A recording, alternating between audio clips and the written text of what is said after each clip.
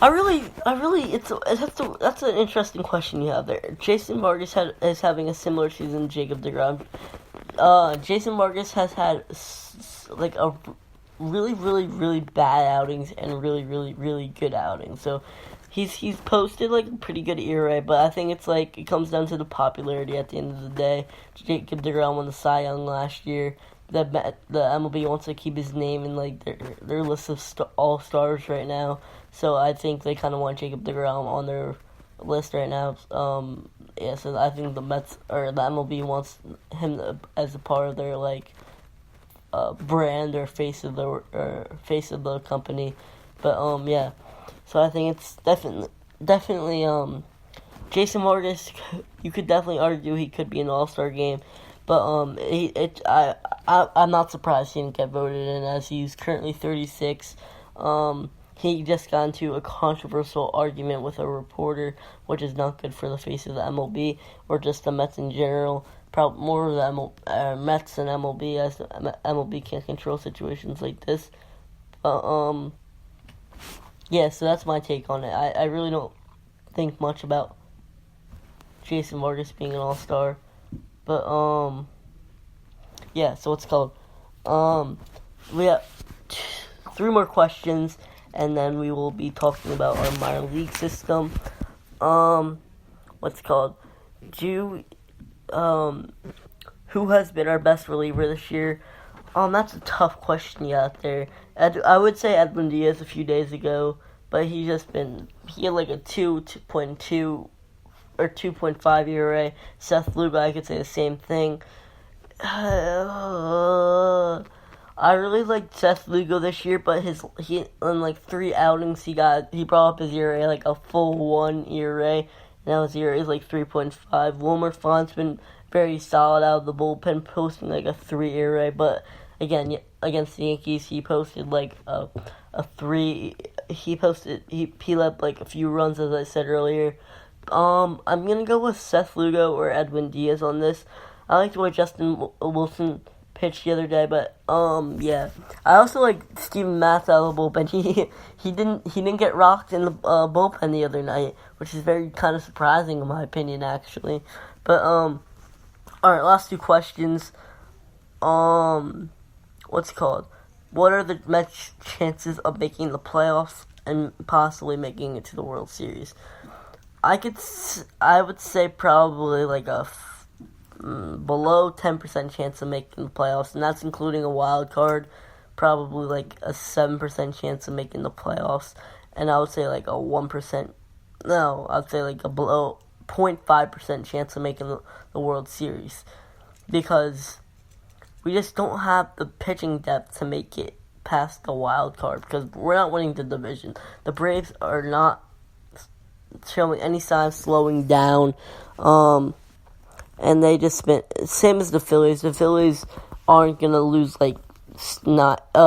obviously they lost like 7 or 8 straight the other day, but then we got like swept by them or something like that. We got swept. Unfortunately, got swept by them. But yeah, it's a weird situation we're in right now, as our farm sucks, the major league team sucks. It's a weird situation. We'll save to another episode, which I'll talk about. And our final question comes from: Do you think Pete Alonso can win the home run derby? Obviously I went over this earlier, but I think Pete Alonso has a good shot at winning the home run derby. Pete Alonso has a powerful swing all around, in my opinion. If he can get the right pitch, he can just drive it. Obviously, he's at a little bit of a disadvantage. His lefties can just drive it to that little bit of a short porch in right field. But Pete Alonso, he has an amazing exit velocity when he swings, so I don't think it'll matter I don't think he'll be hitting little line drives. I think he's just going to be mashing the ball, and I don't think it will be messing up his swing. And that was I just attached these questions. It said, do you think Pete Alonso will win the home run derby and it will mess up his swing for the rest of the season? I don't think it will mess up his season, once again, knock on wood. But Yeah, he's just that kind of player. I know we could say the same thing about Judge, but but Judge just like struck out to begin with a lot, and pitchers knew how to come around him. So I'm kind of worried about that, but I'm not worried about Pete Alonso's swing. He's a smart baseball player. Obviously, I'm not expecting him to put 28 home runs in the second half too. But if he can finish with like 40 home runs, I'd be like astonished.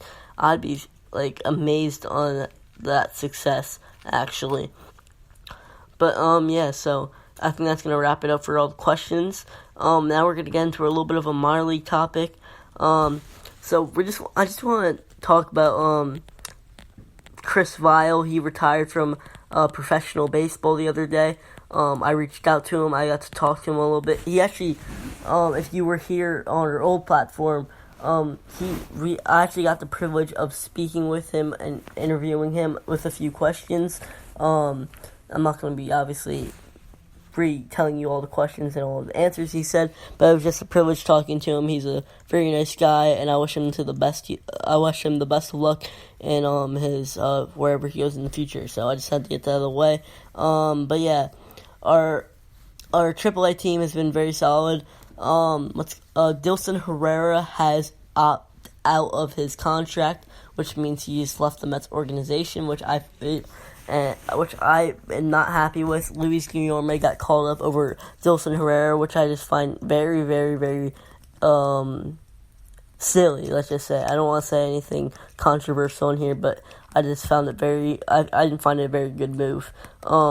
As Dilson Herrera has smashed 17 home runs already. He's batting like a solid 250. And Luis Guillorme, we all know, can't really hit on major league level. And we know Dilson Herrera can be good in the major leagues, as he showed it with the Reds and now with the Mets a few years ago too. So I think I think we should have called Dilson Herrera up. We lost a chance with Dilson Herrera. We lost him again. I'm very upset we lost out on him, as he is a young player that shows a lot of potential all around the field. He's kind of like he's a player like McNeil, and he played in the major leagues with the Reds, so he didn't really, and he's like 24 too, so it's like he wants to be in the major leagues. He doesn't want to be in this minor league stuff. He doesn't want to just be a minor league guy, like just platoons in the major leagues, the minor leagues, every now and then. No, he wants to be a bench player. He wants to be a starter. So he's probably going to sign with the Marlins, just make us regret our whole decision of not calling him up. But yeah, that's what happened there. Obviously we have Anthony Kay going to the Futures game later this week. But there's honestly not too much going on. The AA All-Star game went on. Last week we had Harold Gonzalez, who was a part of the combined no-hitter, the 7th in Rumble Ponies history, I believe. But yeah, so that's pretty much it for our minor league news. But yeah, so all those guys are killing it lately. Ronnie Mauricio smacked another home run last night. But yeah, overall, everyone's been producing at a very well level. No one's but yeah, so that's pretty much it for our minor league level. But yeah, so I hope you guys are all having a good 4th of July. But we have a few more minutes left, and I think I'm gonna be talking about I think some stuff. We have a few more minutes, and I was actually expecting, as we got over with the questions, and that I was expecting. We actually just got another question at the moment, and it says, do you think Noah Syndergaard could be dealt this offseason? Do I think Noah Syndergaard could be dealt this offseason? I could see it. I think we could trade for a Padres 11th prospect. He's a catcher. He is obviously he has no future with the Padres, as they have Francisco Mejia. So I could definitely see the Mets trading for him, possibly a few other prospects. But Noah Syndergaard, we gotta trade him sooner or later. Noah Syndergaard, he's been putting in a lot of work. I know he wants to be a Met for life, but it's part of the game. You need to get over it. He's showed a lot of loyalty to the Mets. The Mets showed him a lot of loyalty, but it's a business. You gotta make some trades. I know Brody isn't in for all the trading for prospects, as we got rid of a lot of prospects. Just to name a few: Justin Dunn, Jared Kelenic. We got rid of Adam Hill, who was our fourth pick in the 2018 draft. We also got rid of Luis Santana, who was one of our international signings a few years back, who had like $350 last year in Kingsport. So Brody obviously doesn't care about prospects, as he said earlier in the season, come and get us, which I just find very, very clown-like, as we are trying to come and get them.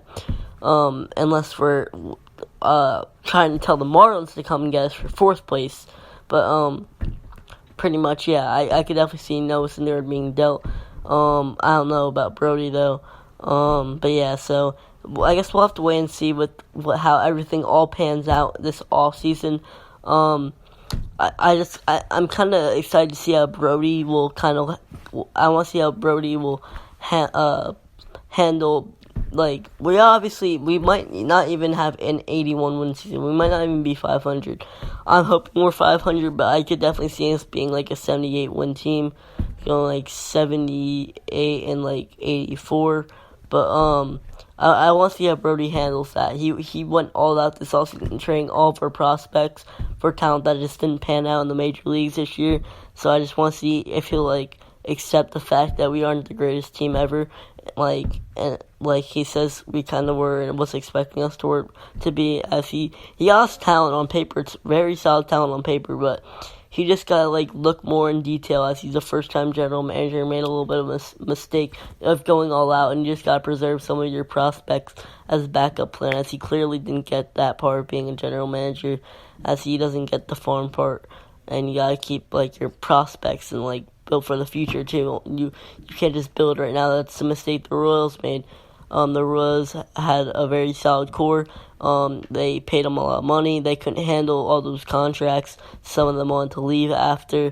They went all out and didn't have any prospects after that, as they don't have a good system right now, and they are looking in a very, very bad spot right now in the Major League Baseball, as they are currently being made a meme of.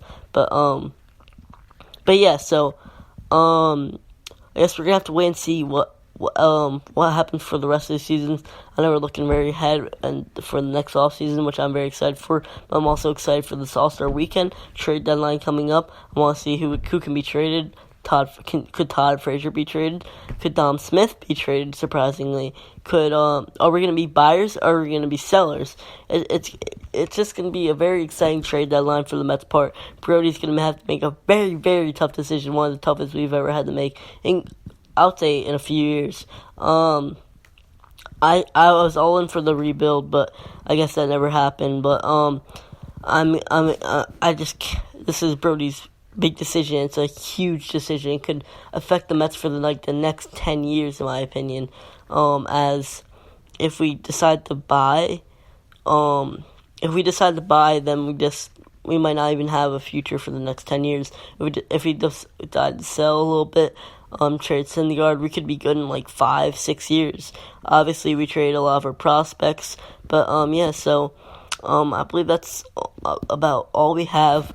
Hope you guys enjoyed, but I guess we're gonna have to wait and see. Remember to tune into the Futures game next year or next week. Tune into the Home Run Derby, or tune into the Futures game to watch future Mets pitcher Anthony Kay pitch. Tune into the Home Run Derby, see Pete Alonso smash some home runs, and tune into the All-Star game where you'll see 3 of your current New York Mets: Jeff McNeil, rookie Pete Alonso, and 2018 National League Cy Young Jacob deGrom. So hope to see you guys soon. Next week I will be joining you after the All-Star weekend, where we will have all the results and we will get probably more details on what we will be doing at the trade deadline. So I really appreciate you guys. Hope you guys are having a good 4th of July. Hope you guys have a good evening with your family, and hope you guys have a great night, and hope to see you guys soon. Let's go Mets, baby.